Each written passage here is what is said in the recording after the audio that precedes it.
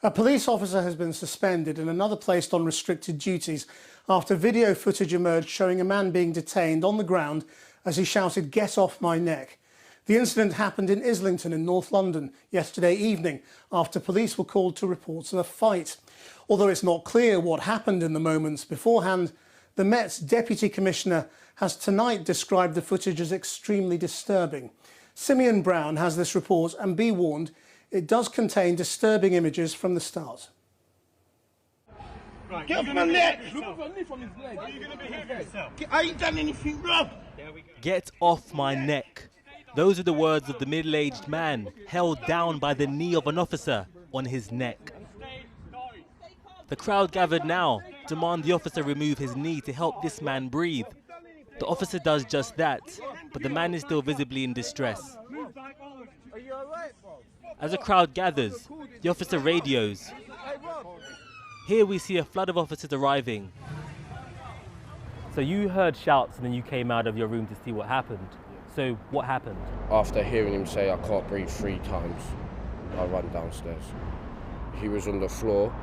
They just removed his knee and then they pushed him over in head like that and put him in a headlock. Hey, boy! Get him from there! Stay on! Help me! This is the footage shared with us. "I can't breathe," the man shouts loudly, a phrase that has gone viral, especially since the killing of George Floyd sparked global protests. He was held down by officers from the Minneapolis City Police with their knee against his neck, similar to this.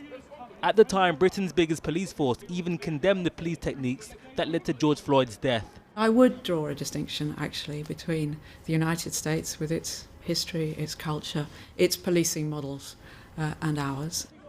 But today, the Met is facing anger over officers using similar policing techniques seen in the US. And the Deputy Commissioner said this. The video footage that I've seen today and is circulating on social media is extremely disturbing. Some of the techniques used cause me great concern. They're not taught in police training. One officer has been suspended and another officer has been removed from operational duty, but not suspended at this time. We have referred the matter to the IOPC. Wait, he didn't do anything! In recent weeks, police forces here have been facing serious allegations over racial profiling. The couple in this police car received an apology from the Met and say they had been stopped 15 times after upgrading their car. The officers here were also referred to the IOPC. I don't know who you are, so... Well, why do you need to know who we are? We're at our house. Because I'm making an inquiry. Why? Because I can. In Ipswich, this encounter was also referred to the police watchdog. Another black couple questioned for parking outside a family home. One of the things about George Floyd's brutal killing and the Black Lives Matter movement is it's reminded us that even in London in 2020, there is too much racism, inequality and discrimination faced by black Londoners, and our mission must be to end that. The question today is, why are officers kneeling on the necks of members of the public? Where was this technique learnt if the Met say it was not taught? All of this comes amidst growing scrutiny over how Britain polices its black communities. Well, I'm joined now by Victor Elisa, the Metropolitan Police's former head of diversity and head of policing in Tottenham. Obviously, we don't have the body-worn cameras or footage of what happened before this, but looking at the footage that's out there, can you talk us through your reaction? Yes, of course. I'd start off by echoing the comments of the Deputy Commissioner, Sir Stephen Howes. It does look extremely distressing. But if you go through that video, you start off at the early stages where 2 officers are restraining the man who I presume has been arrested because he's handcuffed.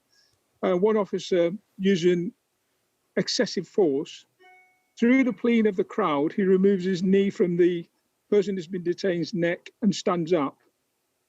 But during that encounter, the officer's more interested in the crowd than he is of the person who's struggling, who we presume has been violent, and the officer still perceives is violent. The officer stands up, leaves his colleague to talk to the crowd. Now, if we imagine that this person is so violent, has been restrained so forcefully, the officer's got his back to his colleague with this person who's been detained, which is even more dangerous than when the both of them was actually restraining him. And then we see the officer clearly calls for backup while he's still on the ground with the person detained. But when he's standing up talking to the crowd, his colleague is talking to the man who's been detained. The man who's been detained sits up, and they're having what looks like a reasonable conversation without any perceived threat from the person who's been detained. Then the second part of the video, you have lots of officers turning up. So for me, we can deal with individual incidents, but there's something here about the process in terms of what's going on. How are the control room assessing the level of risk as an incident is continuing to make sure that we don't use excessive officers to try and deal with something that's calmed down? And then two things that really bothers me, and the Deputy Commissioner said that this is not a technique that Metropolitan Police officers are trained to use. But over the last few weeks, we've seen this technique used consistently and also coupled with handcuffing. Again, I started off by saying, I presume this gentleman has been arrested while he's been handcuffed. Now, we've seen other footage you've shown on there, Bianca being handcuffed before a search.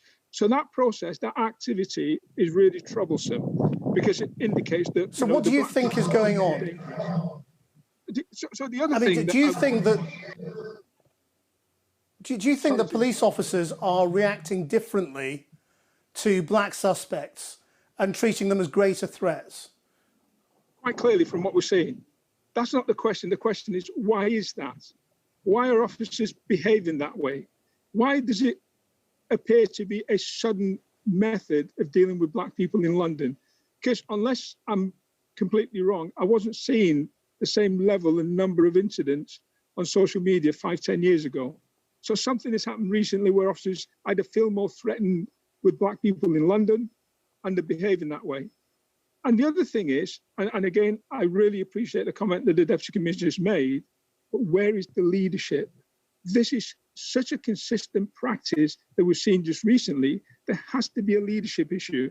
Again, I'm reassured that the officer has been referred to the IOPC, but we can't keep dealing with individual incidents as if they're separate incidents. There's far too many of them that's really troublesome, that indicates a pattern of activity going on here that needs clear leadership to stop it or give clear instructions that that type of restraining technique... Well, for weeks,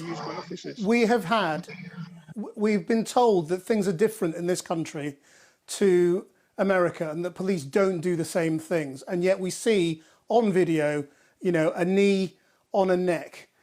Is it possible that these last few weeks have actually seen that relationship get even worse? That young black people will trust the police even less, and young police officers may feel even more afraid of how they will be treated by people they're trying to arrest? So what I'm seeing in these videos, it appears to me that police officers are afraid of young black people. In the clips, the tiny clips that we see, more often than not, officers are in a state of readiness to use force to deal with a situation in front of them that involves a black person. That is worrying.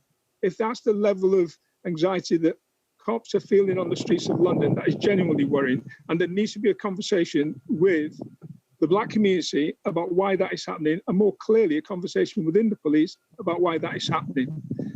Equally, and you're saying a young black men in London distrusting the police, I think that's always been there. But what's even more worrying, you look at the crowd of people in this particular incident that have different ethnicity, different age, different possible social class. They're going to start distrusting the police. That is far worse than just a small category that the police might think. Small category of London community who distrust them is growing.